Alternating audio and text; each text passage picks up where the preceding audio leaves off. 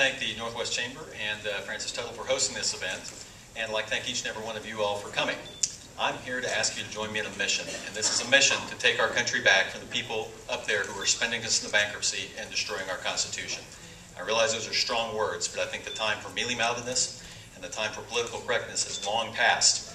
The battle for the future of our country is very far progressed, and we need to send our best and most experienced fighters to Washington, D.C. today, and that's why I'm running for Congress. When I returned from being deployed to Iraq for a year, I didn't think I would ever get involved in running for political office again. But I'm so alarmed at the direction our country is taking that I can no longer stand idly by and watch them destroy our country. The level of debt we have, and this is not a Republican or Democrat issue, this is just a simple math issue, we are going down the same path that Greece has gone down. And we will go bankrupt as a country unless we reverse that trend very rapidly and sharply reduce federal spending. The level of debt is so bad that we are about to lose our nation's credit rating, our AAA bond rating, so that while we're borrowing more, it's going to cost us more interest to borrow the money that we're borrowing. So that is a situation that is absolutely untenable. I'm very passionate about energy independence. I've been shot at with rockets that were purchased with foreign oil dollars from Iran. And so I'm very passionate about promoting natural gas in particular as a fuel for the future, particularly in transportation. And I would also like to point out that on the healthcare issue, I am very much opposed to the Obamacare law that is out there right now.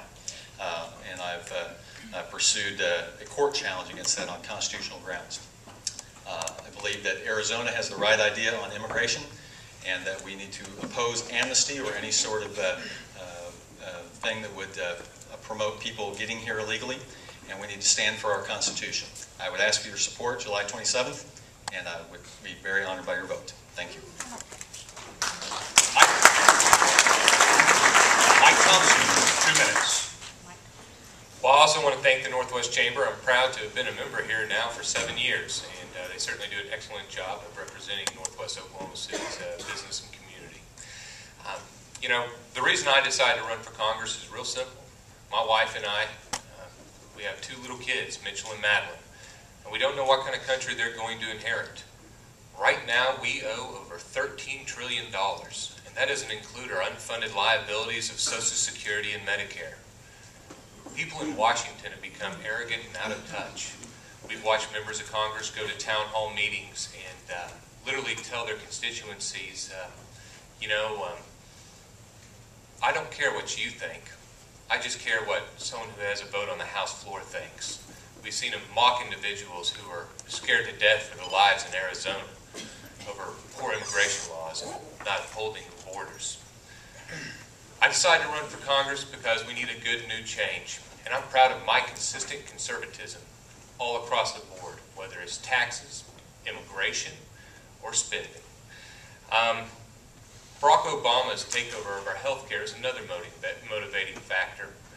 As a state legislator, I wrote the bill which put on the state ballot State Question 756. It gives Oklahomans the right to vote to opt out of Obamacare. Unfortunately, our Attorney General is trying to change that language, and I'm going to fight him on that as well. Right now, I'm worried about my country, and I'm willing to go try to make a difference for it. Thank you.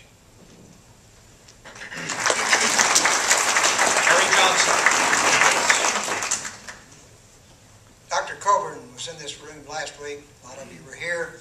He said there 70% of the members of Congress, both House and Senate, have never had any real-world experience.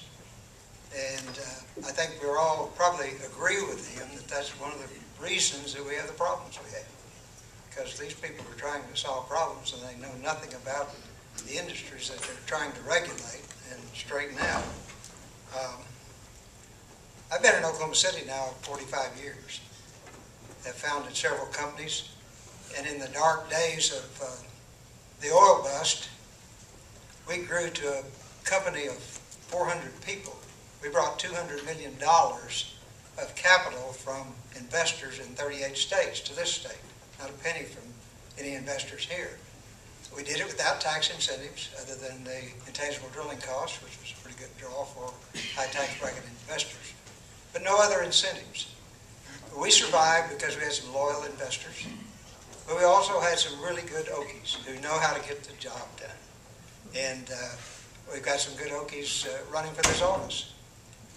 But I would say that you need to look and see who's really had the experience on the ground of dealing with a dozen federal agencies, every conceivable kind of obstruction that the federal government can throw up, and they're very good at that. The only change I've made is, I said at the top of my list is doing away with the Department of Energy and the Department of Education. I've moved the Federal Election Committee up to #1 place now.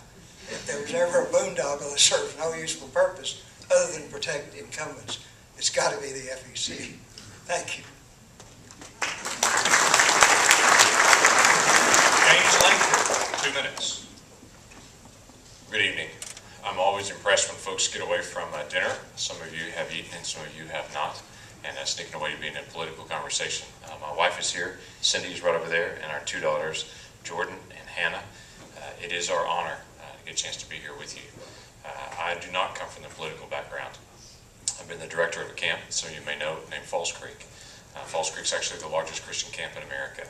It's in southern Oklahoma, and I direct the summer programming there since 1996, and it's been our honor to be able to do that. If you've not been, there's 3 weeks left of camp this summer. I'd encourage you to sneak down and get a chance to see what's going on there. Here's who we are, and who we've tried to define ourselves out as people have asked. We're unashamedly Christian. I'm not ashamed to say that I've lived my faith and practiced my faith. I understand this is not a ministry position by any means. This is a distinctly secular role, but I don't find anything inconsistent with living my integrity while I'm also doing a distinctly secular task in that. Second thing I come across is I'm unashamedly conservative. We're not just conservative in how we speak in commercials, we're conservative how we live personally. Debt is killing us as a nation. It kills us as individuals.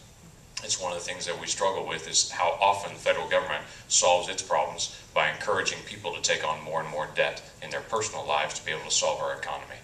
We've got to turn that around and how we handle just the personal philosophy of what we do. I'm also very much a federalist in the way I approach the federal government. We don't have a national government, we have a federal government, and that federal government has had boundaries around it. I define it saying our Constitution is the foundation of our system, of all of our laws, and it should also be the fence around the federal government to keep the boundaries within it.